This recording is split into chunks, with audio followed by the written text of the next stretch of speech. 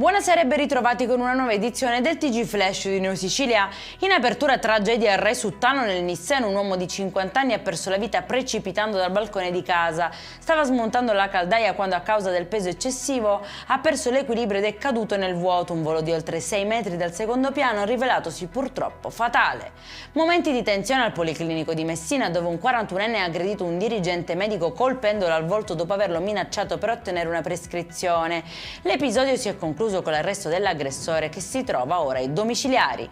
Riaperto il cantiere di via Galermo a Catania dopo la revoca del sequestro da parte della procura, il presidente di Catania Rete Gas ha effettuato un sopralluogo assicurando tempi rapidi per il ripristino dell'area. L'obiettivo è chiudere la buca, completare la riasfaltatura e riaprire la strada al traffico nel più breve tempo possibile. 5 milioni di euro per sostenere chi combatte ogni giorno la povertà in Sicilia. Il presidente Schifani ha annunciato il rifinanziamento della legge regionale e un bando rivolto agli enti del terzo settore. Il contributo servirà a garantire pasti e aiuti alimentari a migliaia di persone in difficoltà. È in chiusura il meteo, domani caldo e temperature in aumento in Sicilia con valori massimi che oscilleranno tra i 28 e i 34 gradi. La Protezione Civile regionale ha diramato anche allerta arancione per quanto riguarda il rischio incendi. Per questa edizione è tutto, prossimo appuntamento domani alle 13:30. Buona serata!